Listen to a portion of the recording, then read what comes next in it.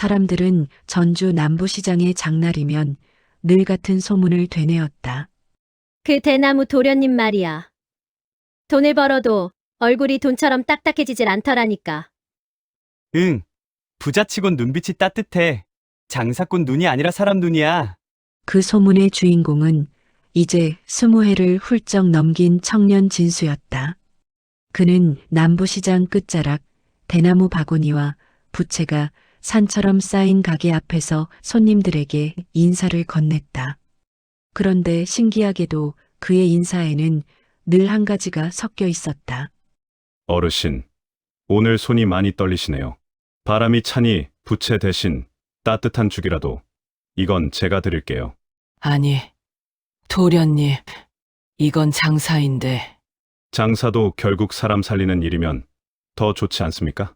사람들이 그를 도련님이라 부르는 건 비단 돈 때문만이 아니었다. 남의 사정을 눈치채는 빠른 눈, 말을 듣는 깊은 귀, 그리고 무엇보다도 나눌 줄 아는 손 때문이었다. 그런데 이 모든 시작이 한겨울 새벽의 지게 밑이었다는 사실을 아는 사람은 많지 않았다. 전주 남부시장 끝 곡물창고만 세 동이 붙어있는 집이 있었다. 주인은 김한수라는 곡물상. 쌀과 보리는 그 집에서 산처럼 쌓였다가 강물처럼 흘러나가 전주 장터의 밥상이 되었다. 덕분에 김한수의 이름은 장터의 저울추처럼 무겁게 굴러다녔다. 하지만 이상하게도 돈이 쌓일수록 김한수의 얼굴엔 그림자가 더 진해졌다. 돈 냄새는 가끔 사람의 숨을 얇게 만들었다. 김한수도 그랬다. 웃을 때조차 눈이 웃지 않았다. 그의 사랑채에는 부적이 붙지 않은 기둥이 없었다. 대들보 아래에는 제복이라 쓴 붉은 종이가 매달렸고 마루 끝에는 작은 사발이 놓여 있었다. 사발 속에는 소금과 쌀이 섞여 있었는데 김한수는 그걸 매일 갈아치웠다. 마치 운이 상할까 겁이 나서 운의 입을 매일 닦아주는 사람처럼. 그가 가장 신뢰하는 이는 도사 추연이었다. 추연 도사는 얼굴이 마치 오래된 종이처럼 누렇게 얇았고 눈은 바늘 끝처럼 가늘었다. 그런데 그런 눈이 한 번 사람을 찌르면 그 말은 오래도록 뼛속에 남았다.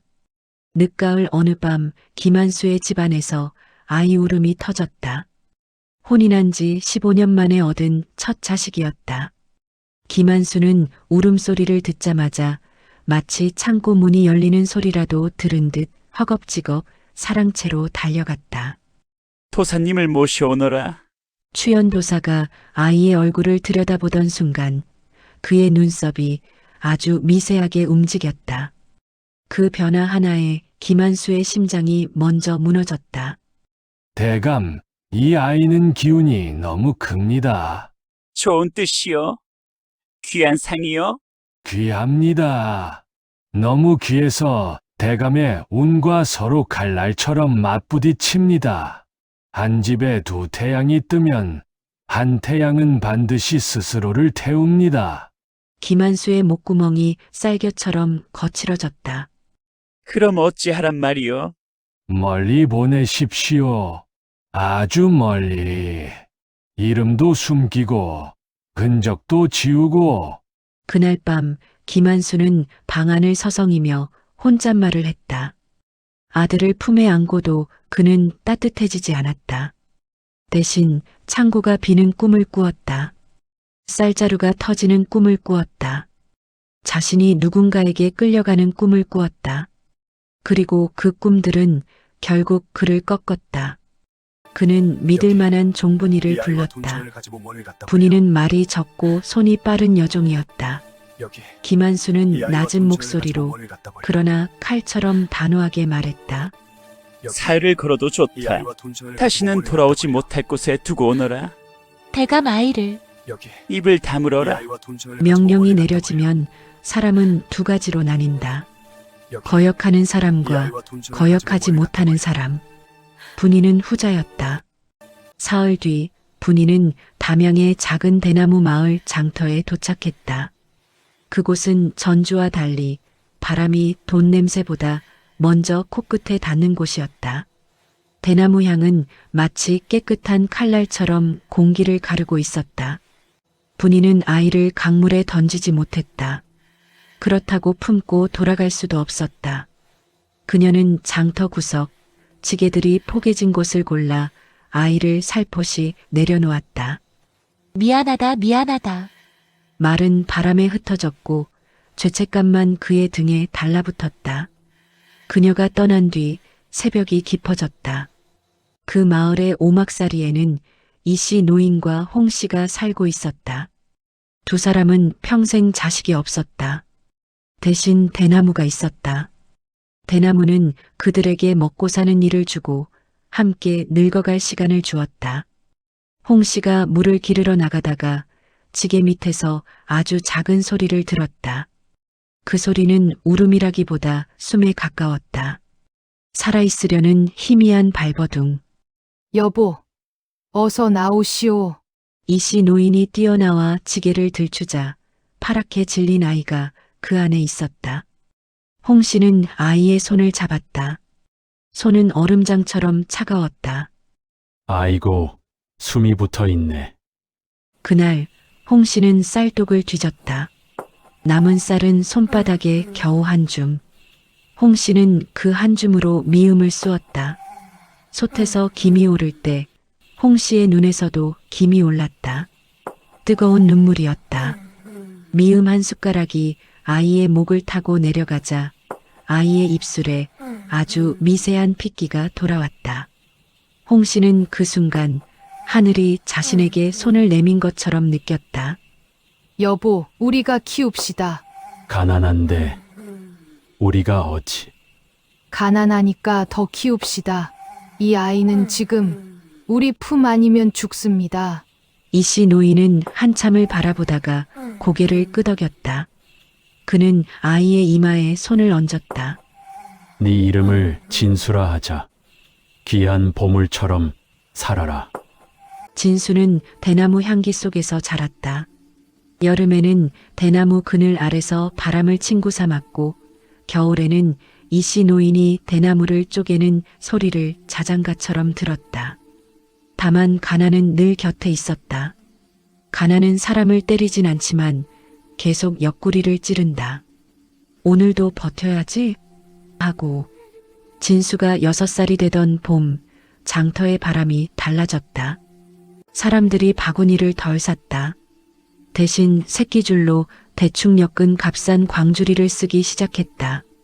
대나무 바구니는 예쁘지만 예쁜 것은 배고픈 사람에게 사치가 되기도 했다. 홍 씨는 쌓여있는 바구니를 보며 한숨을 쉬었다.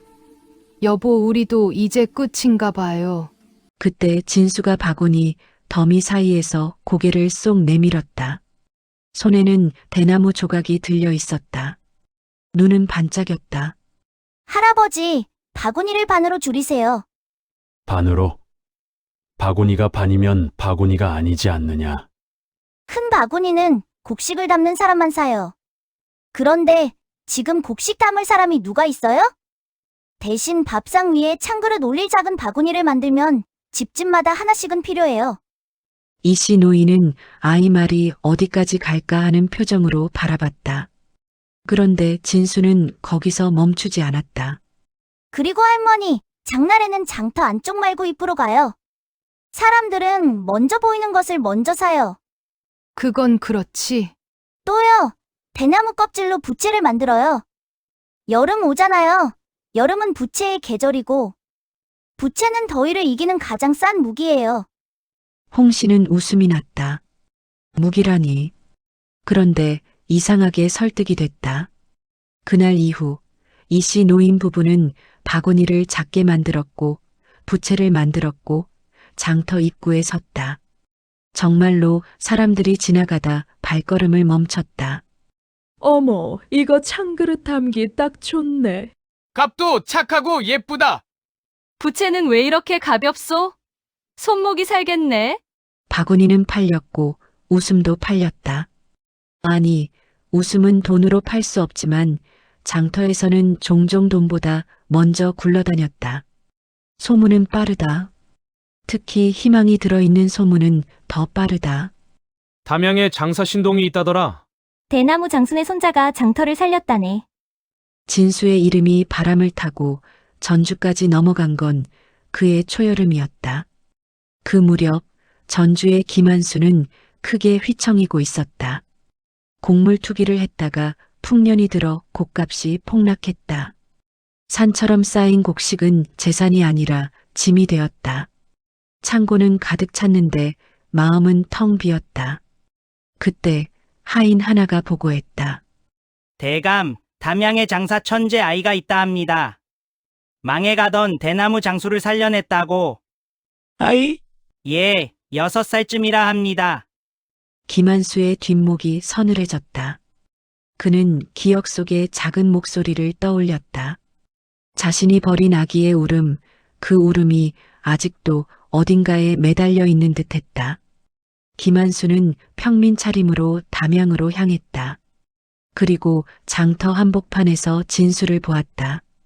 대나무 바구니 사이에서 돈을 계산하는 손님에게 인사를 건네는 입, 물건의 흠을 먼저 찾아내 바꾸어주는 눈. 무엇보다도 옷깃이 살짝 벌어졌을 때 드러난 작은 놀이개 하나. 그 놀이개에는 김한수 집안의 문양이 새겨져 있었다. 그 순간 김한수는 깨달았다. 저 아이는 내가 잃어버린 게 아니다. 내가 버린 것이다. 하지만 사람은 깨닫는다고 달라지지 않는다. 달라지는 사람도 있지만 김한수는 아니었다. 그는 속으로 계산했다. 저 재능이면 내 재산을 다시 세울 수 있다. 10배, 100배로. 김한수는 이씨 노인에게 다가가 말했다. 노인장, 저 아이를 내게 주시오. 은자 100냥을 주겠소. 무슨 망령된 소리요. 양자로 삼겠소. 저 아이의 장래를 위해서도. 이씨 노인의 눈빛이 대나무처럼 곱게 섰다. 진수는 내 손자요.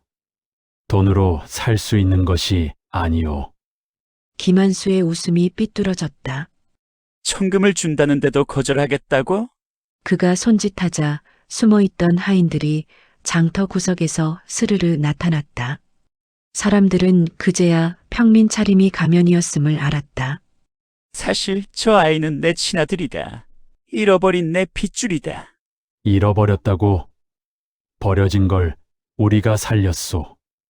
장터의 공기가 단숨에 무거워졌다. 사람들의 시선은 진수에게 쏠렸다. 아이는 잠시 말이 없었다. 그 침묵이 이상하게도 어른들의 소리를 더 크게 만들었다. 그때 진수가 조용히 입을 열었다. 할아버지, 관하로 갑시다. 아이의 목소리는 작았지만 그 안에는 흔들리지 않는 단단함이 있었다. 마치 대나무 마디처럼. 관아 마당은 사람으로 가득 찼다.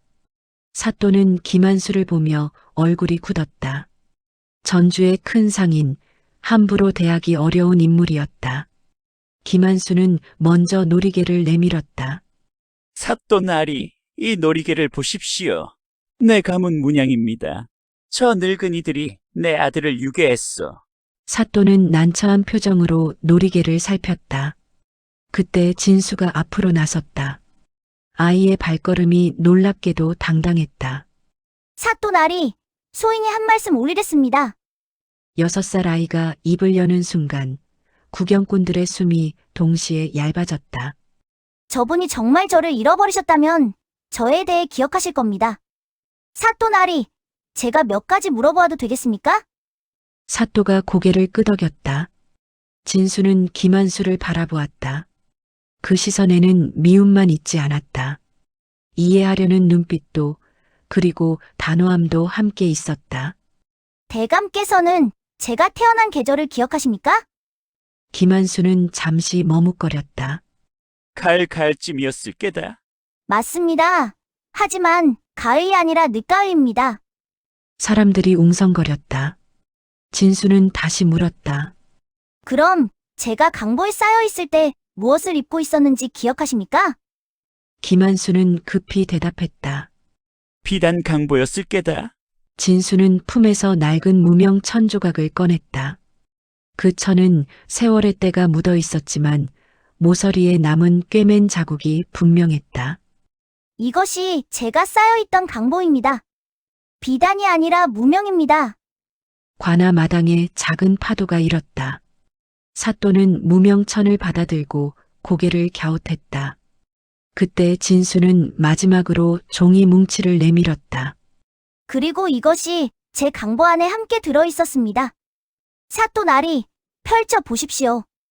사또가 종이를 펼치자 붉은 글씨가 드러났다. 애군을 막고 재물을 지키소서. 내 운을 빼앗지 마소서. 사람들의 얼굴이 동시에 굳었다. 진수는 조용히 그러나 또렷하게 말했다. 세상 어느 부모가 잃어버린 자식 품에 이런 부적을 넣습니까? 잃어버린 것이 아니라 버린 것입니다. 점쟁이 말이 무서워서요. 김한수의 얼굴이 종이처럼 창백해졌다. 아니, 그건 진수는 말을 끊지 않았다. 다만 더 이상 올릴 곳 없는 진실을 올려놓았다.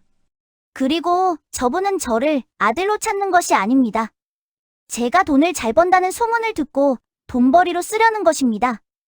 구경꾼들 사이에서 누군가가 외쳤다. 맞는 말이다. 자식을 돈으로 사려 했네. 부적을 넣어버렸다니 사람인가.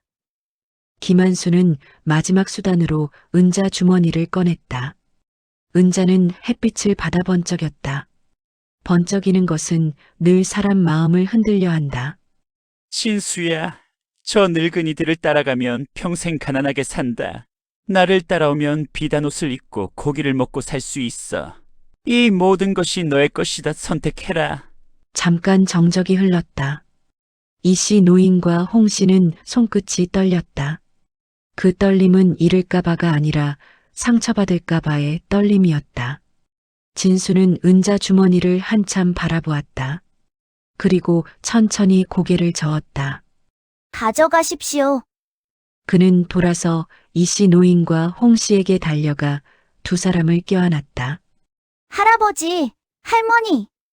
당신의 차가운 은자보다 할머니의 따뜻한 손이 더 좋습니다.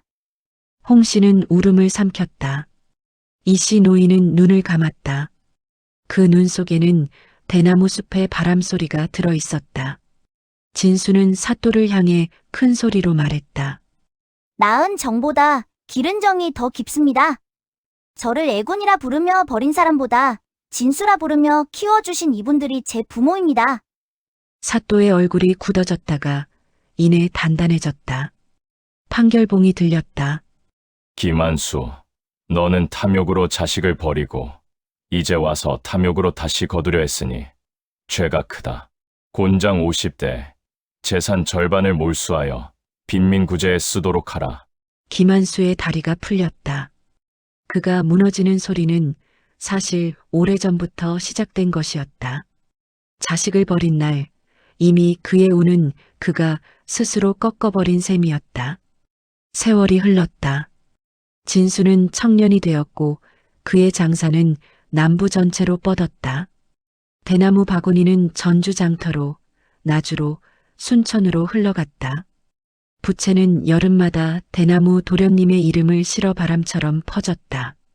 하지만 진수는 돈을 쌓는 데만 능한 사람이 되지 않았다. 그는 사람이 사람을 살리는 일에 더 마음을 썼다. 장터 한쪽에는 진수가 만든 일감 마루가 있었다. 일할 곳 없는 사람들은 그곳에 앉아 대나무를 쪼개고 엮었다. 진수는 그들의 손에 일이 닿게 하고 그들의 밥상에 따뜻함이 닿게 했다. 도련님, 이렇게까지 하실 필요가 있어서 하는 게 아닙니다. 제가 그 겨울 새벽에 필요한 사람이었으니까요. 누군가의 손이 어느 봄날 큰 기와집 마루에 이씨 노인과 홍씨가 앉아 있었다. 비단옷이 아니라 편한 무명옷이었다. 진수는 그 앞에서 큰 절을 올렸다. 아버지, 어머니, 추운 겨울 밤 저를 거두어 주셔서 감사합니다. 두 분이 제 진짜 부모님입니다. 홍씨는 손을 내밀어 진수의 머리를 쓰다듬었다. 오냐, 우리 진수. 너는 하늘이 준 가장 큰 선물이야. 진수는 웃었다. 그 웃음은 돈의 번쩍임이 아니라 대나무 숲의 햇살처럼 부드러웠다. 사람들은 그의 이야기를 먼 훗날까지 전했다.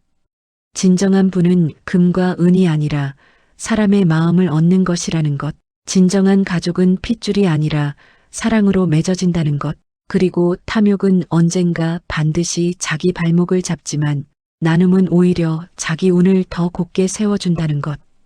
그날 이후 전주 남부시장에는 이런 말이 돌았다. 돈이 사람을 살리는 게 아니라 사람이 돈을 살리는 거야. 아니지.